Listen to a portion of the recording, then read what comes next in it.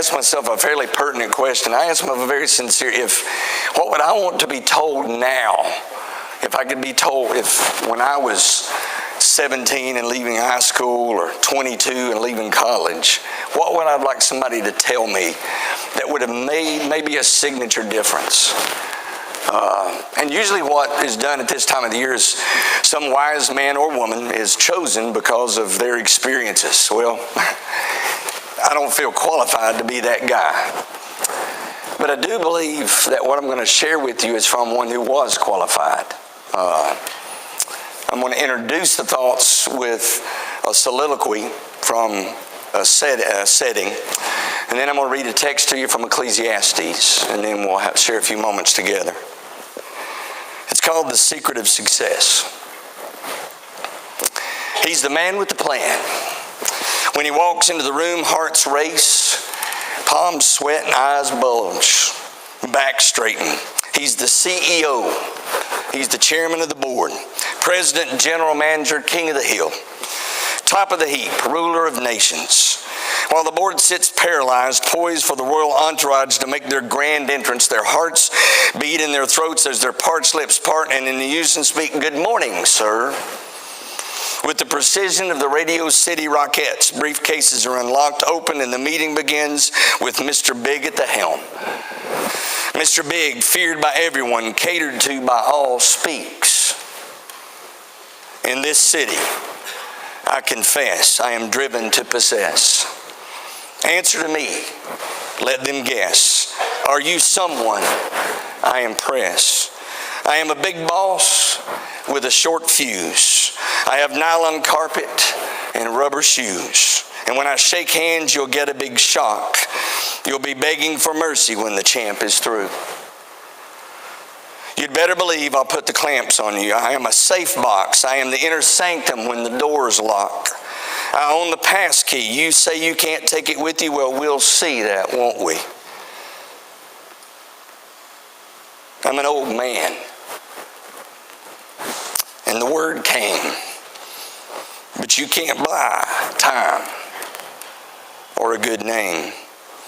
Now when the heirs come around like buzzards on a kill, I see my reflection in their envious eyes. I'd watch it all burn for another surprise. Some men find a fire escape. Old men learn it all too late. Push the alarm. Old MacDonald's done bought the farm. I hope that communicated. Success in our world, in our lives, is so many different things to so many different people. And I remember leaving, not college with a lot of dreams and thoughts. I was just kind of curious as to what the future held. But when I left college, I knew a lot more than I do now. I had a lot more words than I even do now. And the writer in Ecclesiastes, that thought is not mine originally. It's from a song entitled, "What is the Measure of Your Success?" by Stephen Taylor. In Ecclesiastes chapter 5, verses 8 to 20, this is where you can get your Bibles if you'd like to follow along. Solomon says this: "If you see the poor oppressed in a district..." Oh, wait till you get there. Some of you turn to Ephesians 5, verse 8 beginning.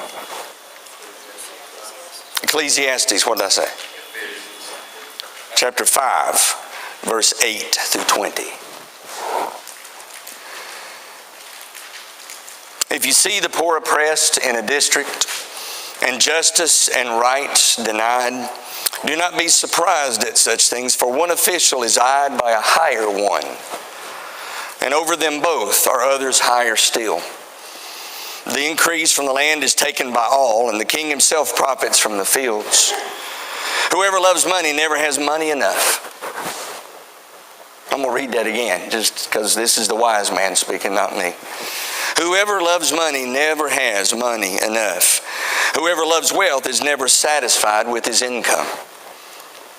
This too is meaningless. As goods increase, so do those who consume them. And what benefit are they to the owner except to feast his eyes on them?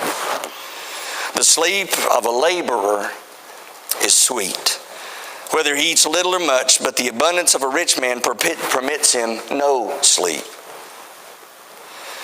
I have seen a grievous evil under the sun, wealth hoarded to the harm of its owner, or wealth lost through some misfortune, so that when he has a son, there is nothing left for him.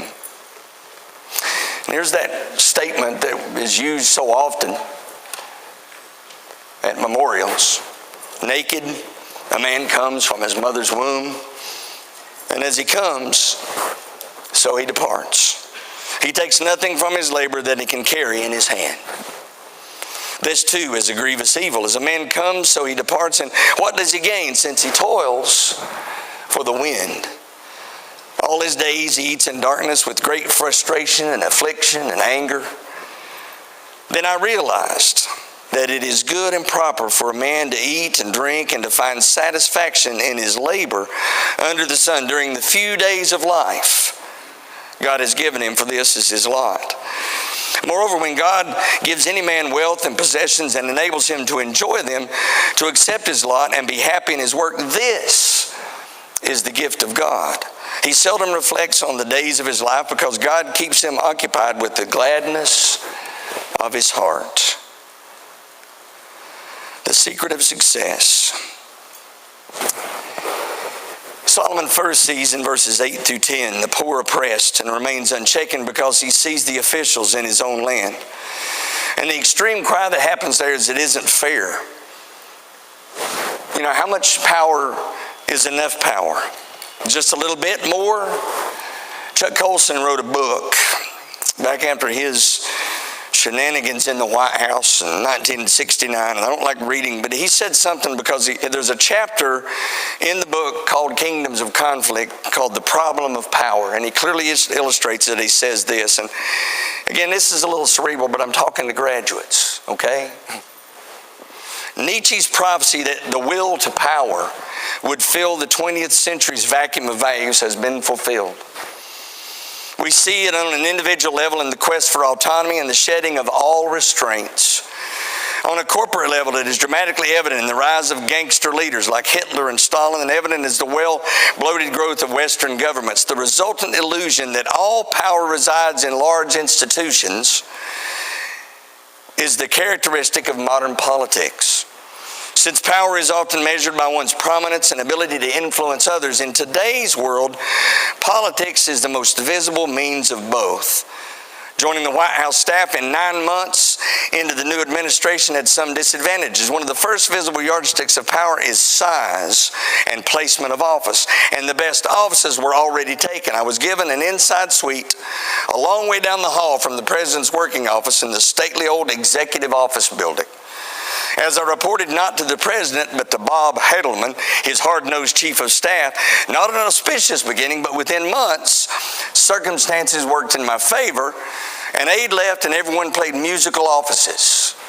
With a little fast footwork, I maneuvered my way across the hall to an office commanding an impressive view of the South Lawn. From there, I edged my way down toward the seat of power. Within a short time, my brusque get-it-done, all-costs approach won Nixon's favor, and I began to work directly with him. With that kind of clout, I had little difficulty rearranging several Secret Service agents and secretaries so I could occupy the office immediately next to the president's. With so many of our public officials making the rules as they go, he admitted, and the resultant conflict and strategy and misuse of power happens all too often in our world. In verse 10, the writer in Ecclesiastes says, whoever loves money never has money enough. Whoever loves wealth.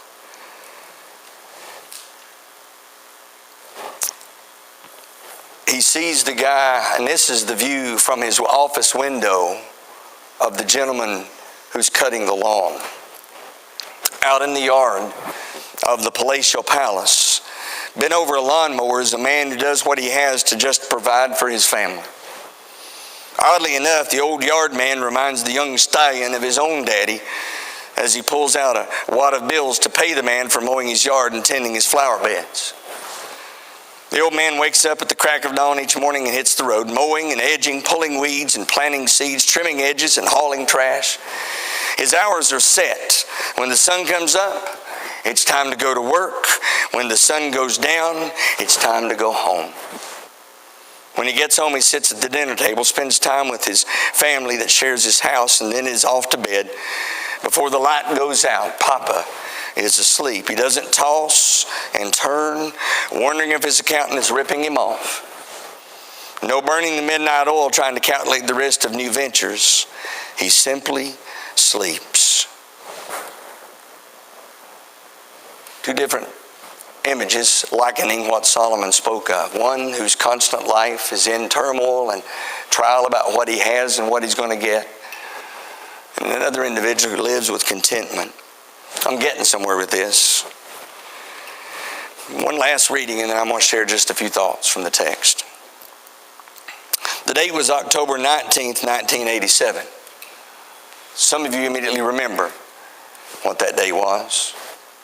Today it is simply known as Black Monday. Prior to October 19th, financial investors were bullish on the future and convinced there was big money to be made in the stock market. Black Monday came and went, sweeping away the life savings of many and leaving many small-time spenders in financial collapse. Stock market had been hovering around 2,500 points, but on that memorable day, the New York Stock Exchange lost over 500 points, the largest one-day loss in the history of the stock market, and a day many will never forget. No matter how much we have, it is never enough.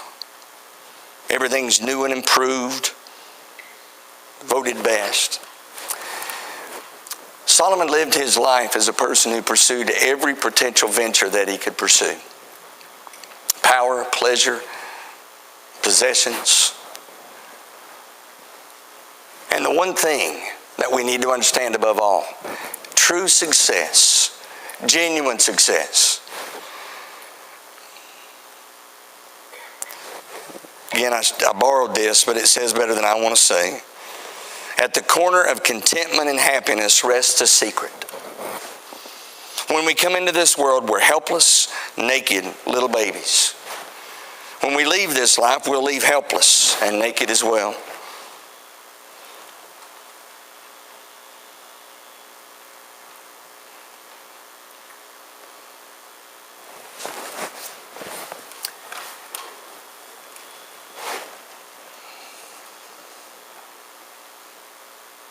We live in a world that the constant message is for us to be successful there. It's the right job. It's the right house. It's the right location. It's the right person. And there's some significance in one sense to the choices that we make. But I'm going to share with you tonight something I want you to know more than anything else in this world. Genuine, true success is measured in only one supreme way. You may become incredibly academically talented. There may be somebody in this audience who athletically will succeed. There may be someone who in the world of many different endeavors will find their niche and find a place where I find success and I find everything I've ever dreamed for. But I want your dream to be something higher and something more attainable in its truest sense, because none of those goals, none of the promises made by any person that's ever talked to you in a guidance counselor office, or even, I pray, even those individuals who have taken you aside and said, here's the meaning of life. Solomon summed it up in a way as he went down every one of these paths. And every one of them, there's a big sign. It's a dead end sign. Because power, pleasure, possessions, none of that is the meaning of true success. I can be the most influential on Wall Street. I can own the most incredible house that the lifestyles of the rich and famous come in and want to show everybody. I can be an individual that has I'm one of the 10 most influential, wealthiest individuals that ever walked the face of this earth. And if I do not have a relationship with God, and I've not lived a life so that at the end of my days I hear Him say, well done, I have failed miserably. The only genuine success is a life lived for God.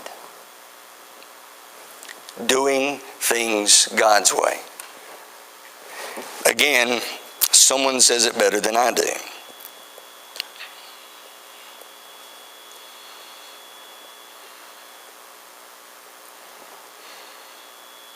I'm going to get there. It's Ecclesiastes chapter 12.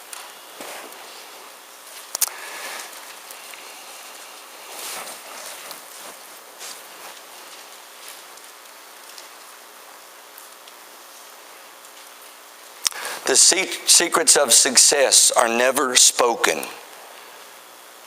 They're only experienced. And this is a precursor to the 12. And you're looking at what is that in 12:1? That's not there, okay? Don't allow the secret of success to bring about your demise.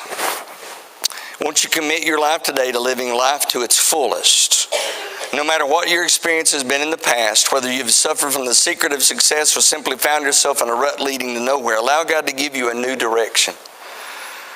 Jesus came not only to die for us, but to teach us how to live life in its fullest and its most abundant way. The secret is out. Jesus taught us and showed us how to live.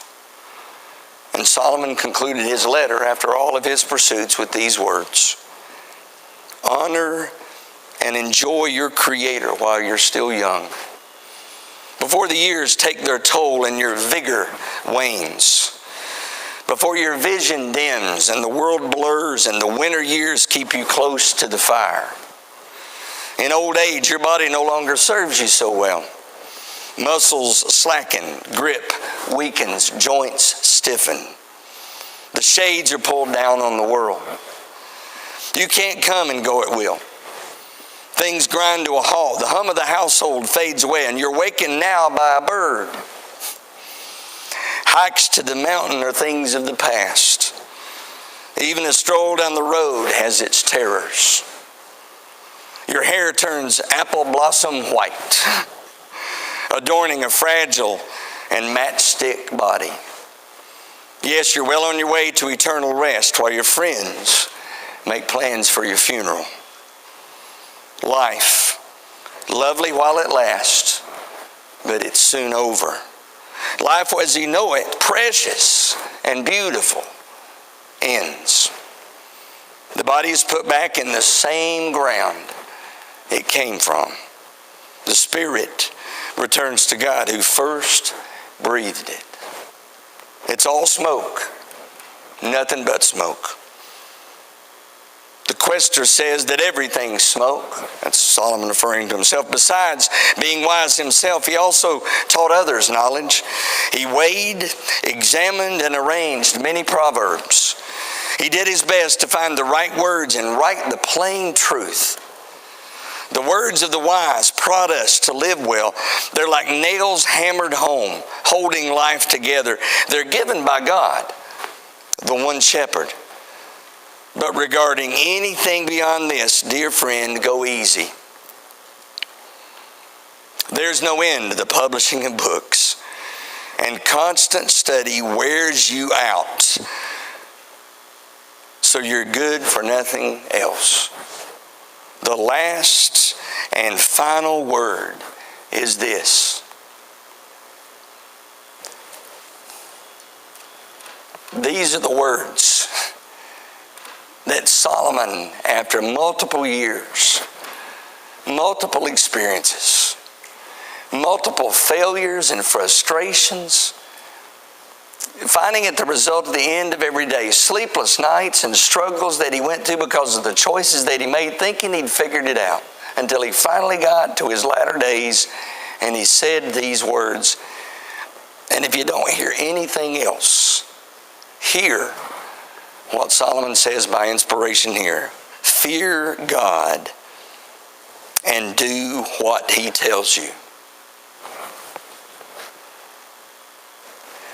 You ever have those moments when, if you've watched that movie and the guy goes up and he tries to find the guy who's lived on the side of the mountain, and he's waiting for those magical words, and he's hoping he's going to be told something that that blows him away, and it makes him feel like, wow, that's what I've been searching for. Well, I want to flip that with this and say, I'm trying to tell you tonight, that is the ultimate treasure. That is the ultimate goal. There is nothing in this life that will fulfill you like God will. There is nothing in this life that can complete you like He can. No promise made by any person. God says, fear God and do what He tells you, and that's it. Solomon says in the King James, that's the conclusion of the matter. And then this little addendum at the end. It's almost like I've given you the formula. I've given you the key to success. Fear God, do what He says. Why? Eventually, God will bring everything that we do into the open and judge it according to its hidden intent, whether good or evil. Full circle back to the thought I shared with you this morning. God knows. But the greatest promise He's ever made to us is that God cares. I can't give you any great words of wisdom, but the writer of Solomon can say, if you forget everything else, fear God and do what He says. Would you bow together with me?